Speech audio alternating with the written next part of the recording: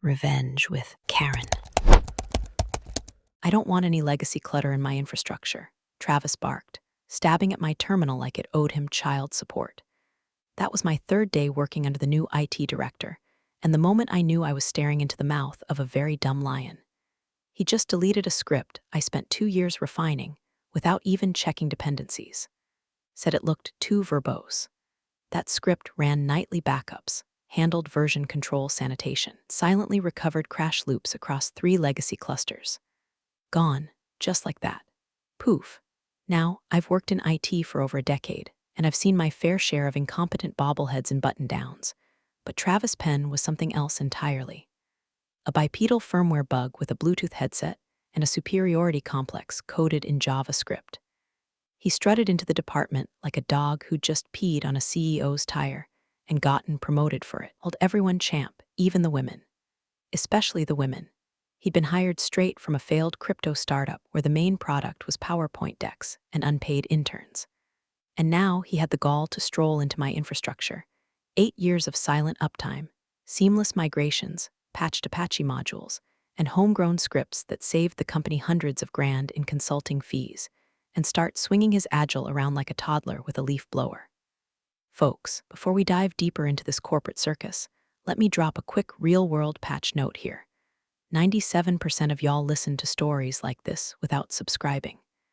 Hit that follow and toss us a like. It keeps this engine running and our small crew caffeinated enough to expose the next Travis before he deletes the login server again. Seriously, you'll make my day. Anyway, back to the meltdown parade. Travis's first innovation was deprecating our custom monitoring tool. Said it was too old school. Replaced it with a bloated SAW dashboard that required 6 separate browser extensions to function and crashed if you used dark mode. He also decided that code comments were a crutch and real engineers don't need them. I caught him copy-pasting a block of Perl into our Python stack. I asked where he got it. He said Stack Overflow. I said, from which decade? Travis, the first real red flag, though, came on a Wednesday. He accidentally locked out our entire QA environment because he didn't realize sudo required a password for a reason.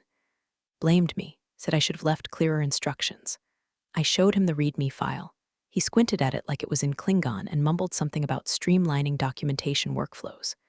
But I stayed quiet, professional, calm, smiling through gritted molars.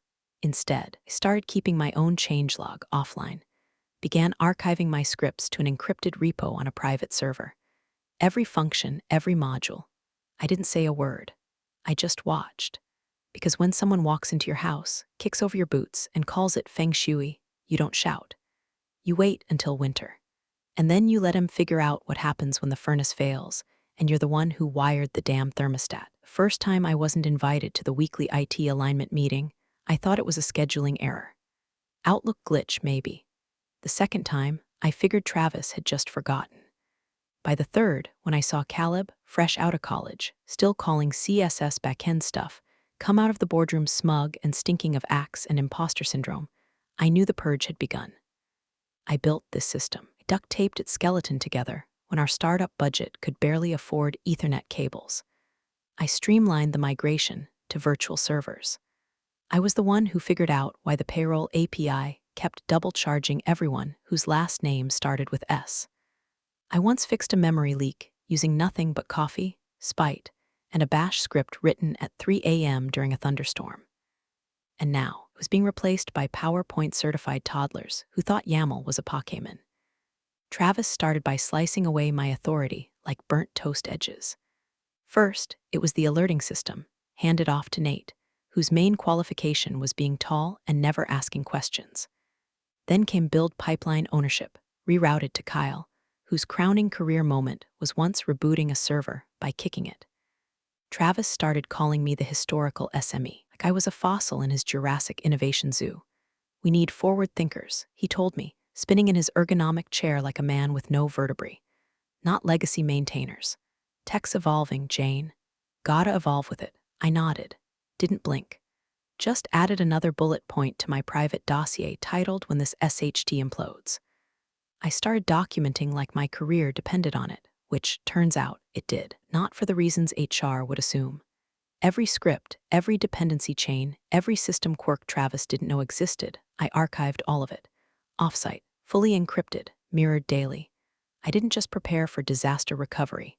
I became the disaster recovery. Meanwhile, Travis was making changes live on production. I'm not exaggerating. He once edited a cron job from his phone. Gotta move fast, he said, tapping away in a Slack thread labeled #urgent hotfix no time. That hotfix accidentally rebooted our billing gateway in the middle of a subscription sync cycle. Took down 12% of revenue for 2 hours. He blamed the firewall. Told finance it was a DNS caching thing. It wasn't. It was him. Every time he made a change, I ran a diff check. Quietly. No confrontation. Just observation. Watching the way his deployments wobbled like a drunk on stilts. He'd strip out logic checks, disable fallbacks, replace hardened code with third-party modules he found on GitHub, last updated in 2016. One of them literally had a warning in the README that said, "Don't use this in production." Seriously. And still, I said nothing. Because that's the thing about being underestimated. It buys you time. Time to prepare. Time to make copies. Time to create one tiny, elegant script dependency buried deep in the automation chain that no one notices until it's not there. I knew something was off when my phone lit up with a Slack ping from Kyle. Of all people, nice shout out in the director's sync. Except I hadn't attended the director's sync. Wasn't even invited. Again. Turns out Travis had just delivered a riveting little PowerPoint to the senior leadership team about redefining resilience in our server architecture, showcased uptime charts, fault-tolerant diagrams, even dropped a few buzzwords like elastic self-healing clusters like he knew what they meant. Then, with the sleight of hand of a drunken magician, he rolled out my recovery architecture, my system of layered watchdogs, recursive failbacks, and live patching cron jobs, as if it had materialized from the shiny folds of his LinkedIn profile. He even gave the whole system a new name, Penn Resilience Trademark. I built that framework during the worst outage in company history. Back when we ran out of coffee and hope in the same week. When we kept the system breathing on spit, chewing gum, and my refusal to let it die. He renamed it, claimed it, put it on a slide deck, and still I smiled, said nothing. Walked into the server closet, sat down on the little rolling stool next to the patch panel, and just breathed. You don't scream when a rat crawls across your boot. You wait, let it get comfortable. 2 days later, I got an email from HR. Subject: Knowledge Transfer Request. Hi Jane, as part of our transition planning, please prepare comprehensive documentation of all workflows, maintenance protocols, and escalation procedures currently under your ownership. Deadline: Friday EOD. Translation: Write the manual for the children who will crash the ship after they toss you overboard. I opened the fallback automation script, my masterpiece. The silent script behind the script. It managed the crash monitors, hot-swapped disk usage patterns, ran disk cleanup in low-traffic windows, and rebalanced orphaned log rotations. It also had a dead man's switch, a silent checker for my user ID. If I went inactive for more than 96 hours, the script would flag for manual override. Until now. I scrolled to line 274, added one tiny dependency. If author is not Jane A, then exit 77, that was it. No damage, no sabotage, just one lock, a surgical stitch. Not destructive, just honest. A truth buried in logic. This thing only runs if I'm still here. Later that afternoon, I passed Travis in the hallway. He was laughing with a junior dev about how his old startup moved too fast for documentation. I smiled. He didn't notice, never looked directly at me, just through me. Like I was wallpaper in a house he just bought. Ugly, outdated, ready to be stripped. But here's the thing he never understood about wallpaper: it holds memories. And sometimes wires. And if you pull it down without checking, you might just short the whole house. I wasn't eavesdropping. Let's get that straight. I was retrieving my mug, the black ceramic one that says RTFM in Comic Sans, because irony keeps me alive. And I took a detour through the server room because the kitchen coffee was burnt motor oil, and the admin stash always had the good beans. That's when I heard it. Travis's voice echoing off the racks, too loud like always. He was with Ron from Network, both of them cackling like high school boys with a new slur to try on. She was just a glorified babysitter, Travis said, between gulps of monster and ego. No woman touches my root server. Seen her scripts? Half of them are duct tape for duct tape, they laughed. Ron slapped something, probably a switch he shouldn't have, and I just stood there, holding my empty mug. The ceramic suddenly felt like lead in my hand. I didn't cry, didn't throw it, didn't march in and unleash hell like a techie Joan of Arc. I just turned around, walked back to my desk, opened a terminal window, and began. I head into the fallback server first, then the sync node, and the patching daemon. My invisible glue scripts, there were 14 of them, each ran as scheduled jobs across systems Travis didn't even know existed. They were the silent army, the duct tape and prayer that kept the daily chaos from igniting. One by one, I added a final condition to each. Not a shutdown, not a nuke. Just an elegant, conditional truth. Run only if Jane A user equals true, which, in ops terms, and run only if I'm still employed. I timestamped them, tied them to my LDAP profile and the badge system. If HR revoked my access, the heartbeat would stop, and with it, every silent recovery, every watchdog, every nightly cleanup. The castle would still look solid until the termites stopped holding hands. Then I pulled up my event log tracker, a little dashboard I built that mirrored key metrics. CPU spikes, user auth drift, anomalous memory growth, TLS cert crawl. I labeled it System Janitor. Travis never touched it, thought it was a joke. I updated the dashboard's header, custodian active, true. I closed my laptop, drove home in silence. It was raining because of course it was. My hands didn't shake. My jaw didn't clench. I made tea, took off my boots, sat by the window and stared out while the storm painted the glass in slow, electric streaks. And from my home terminal, I watched. Ran my audit. Nothing malicious, just observed. I watched Travis's code commits roll through the logs like trucks with loose axles. Watched him patch a security hole by commenting out the login validator. Watched him disable a memory threshold warning because it was noisy.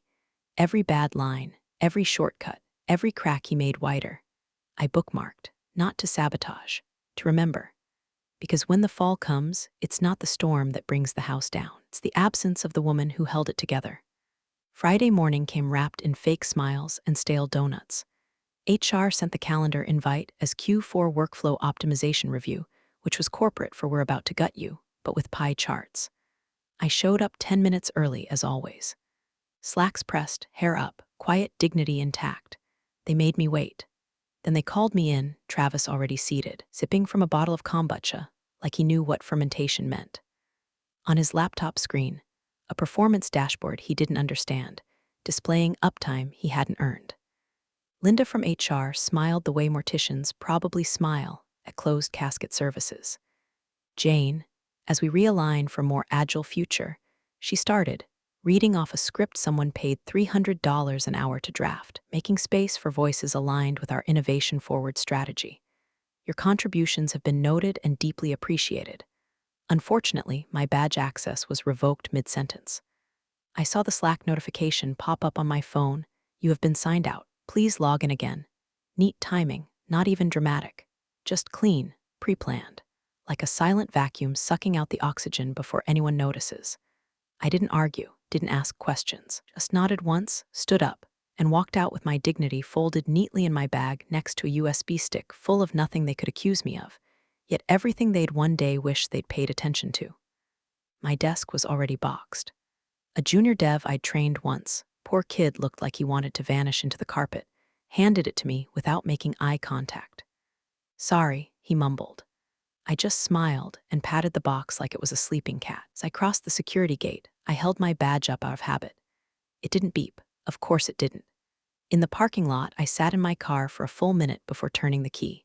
No tears, no rage, just a strange, humming calm, like the moment before a controlled burn when everything's been soaked in kerosene and all it's waiting for is a name to vanish from payroll.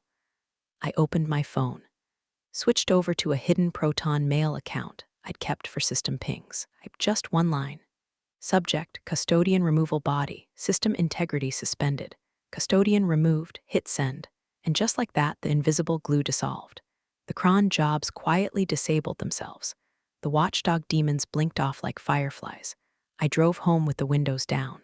The silence was a symphony.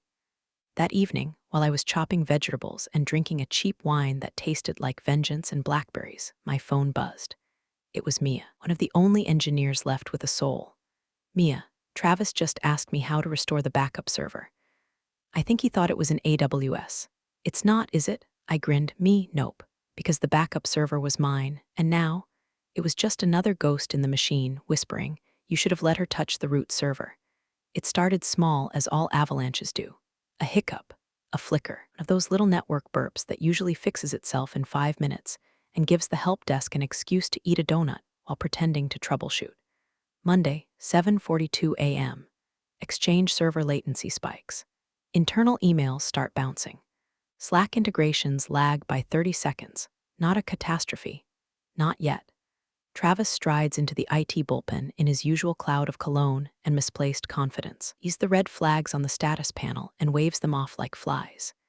It's a DNS thing, he announces. These things shake out.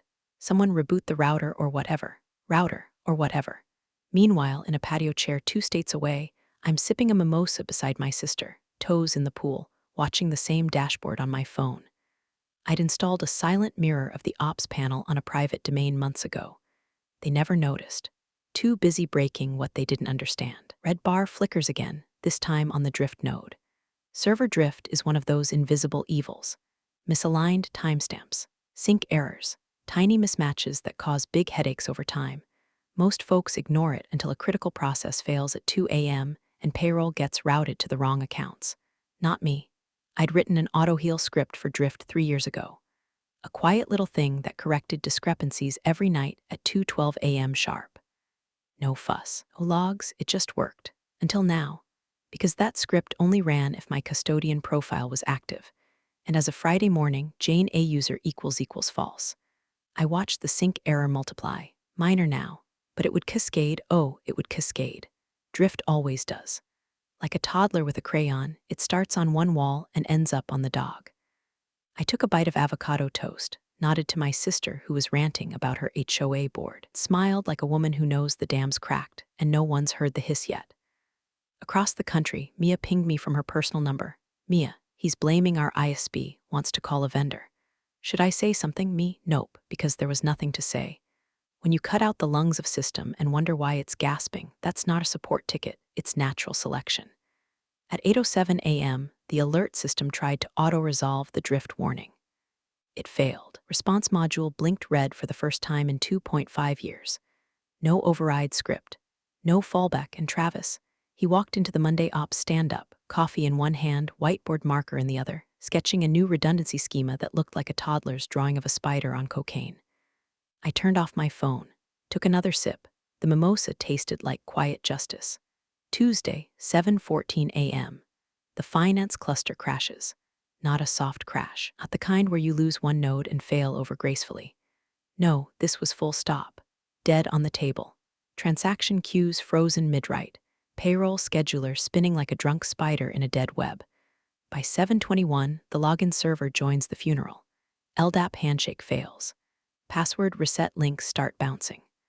Office staff can't access their emails. Ticketing system, internal HR portal, hell, can't even log into the building Wi-Fi to file a complaint. 7:38 a.m. Slack explodes with ghost pings and error logs. Someone tries rebooting the mail relay and trips the dependency loop I warned them about 6 months ago.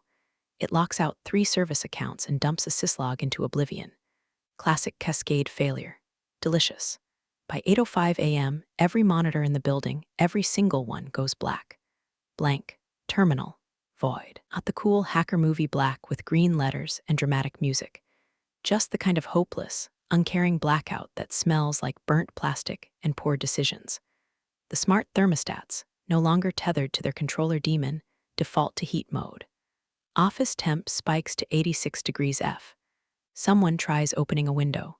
The windows don't open. The building is now a sauna full of tech bros and whimpering interns. He messages me again, Mia, they've formed a war room. Ron says maybe the firewall was hacked. Travis is sweating through his shirt.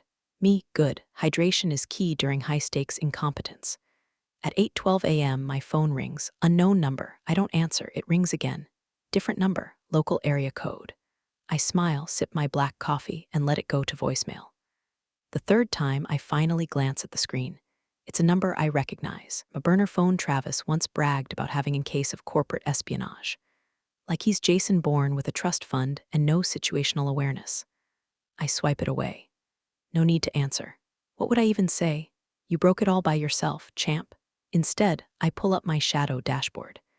The entire fallback layer is dark. Every cron job, demon, and rescue loop has timed out or refused to execute. System is doing exactly what it was told to do in the absence of its custodian. Nothing. And in that stillness, I feel it. Not just satisfaction, rage, but not the flailing, screaming kind. The cold, earned kind. The kind of rage that has waited, that has documented, that has watched a fraud in a button-down wreck 8 years of sleepless nights and keyboard-calloused hands, and then dare to blame it on legacy infrastructure. The servers are quiet now. That silence is mine. The silence of vindication. Let him sweat. Let the monitors stay black. Let every exec in that sauna pit conference room finally ask the one question they should have asked 2 months ago. Where the hell is Jane Alvarez? 9:17 a.m. My phone rings again. This time, I don't even need to look at the caller ID. There's a tone you can hear in the very vibration, a frantic, pissed-off executive heartbeat coming through the glass. 1 ring. 2 rings, voicemail? No. This one deserves an answer. I swipe. Jane Alvarez, I say, calm as Sunday Mass. A pause, then the voice explodes through the speaker like a jackhammer through wet drywall. Jane, this is Robert. No hello, no pleasantries, just panic layered under fury. I need to know right now what the hell you did. I smile just barely. Nothing, I say. I just stopped fixing what you never saw breaking. Silence. A long, rattled silence, a kind of pause that only happens when a CEO realizes they're not in control of the disaster they've been pretending doesn't exist. He tries to regroup. We've lost everything. Finance cluster is down. Login credentials are corrupted. The thermostats are locked on sauna mode, and legal can't access their case files. I've got board members calling from 4 time zones. I let him ramble. It's the sound of a man who's just discovered the seatbelt he cut out of the car was the only thing holding the steering wheel in place. Why didn't anyone tell me the system was this fragile? He finally growls. It wasn't, I reply. Not when I was there. I hear his breathing hitch, like maybe that was the moment the reality lands. That the infrastructure he never once complimented, never once understood, never once protected, being held together not by his golden boy Travis or the 20-slide status decks, but by the quiet hands of someone he deemed replaceable. Your golden hire, I continue, removed the fallback conditions, restructured live production environments without sandboxing, and didn't know the backup server ran on a separate node behind a hardened subnet. He thought cron jobs were a legacy system, and he deleted the orphan file manager because it sounded useless. Silence again. The only thing keeping that ship from going under, I finish, were my scripts. He exhales like a man who just realized the safe he cracked was actually a bomb. We'll pay you, he says. Consulting. Temporary. Name your rate. I already have a gig, I lie. One where they don't confuse silence for submission. Another beat of quiet. Then, what would it take to bring you back? I hang up. Because that's the thing they never understand until it's far too late. Can't unburn a bridge. Especially one that was the only thing holding up the building. The official postmortem came in Wednesday morning, cloaked in CYA language and nervous legalese. But the truth didn't need bullet points or sanitized bulletins. The root cause.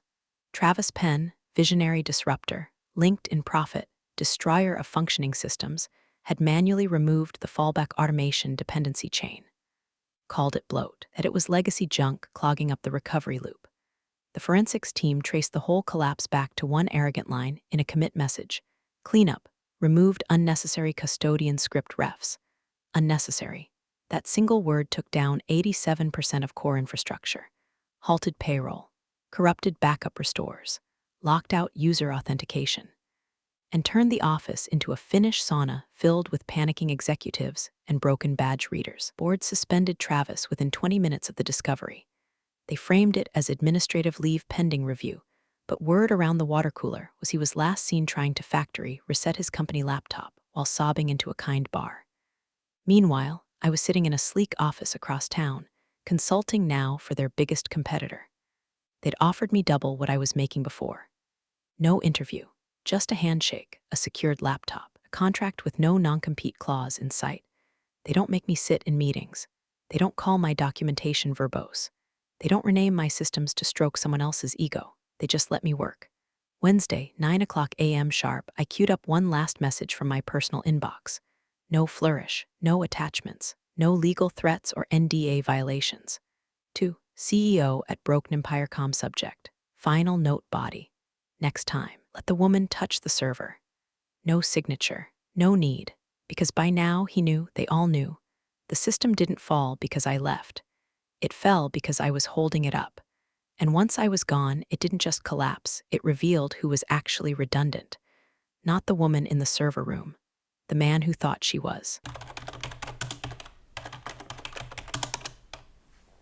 Big thanks, you legends of the old office days. Subscribe to keep the switch-flicking chaos alive. Your ex-boss is shaking in their loafers.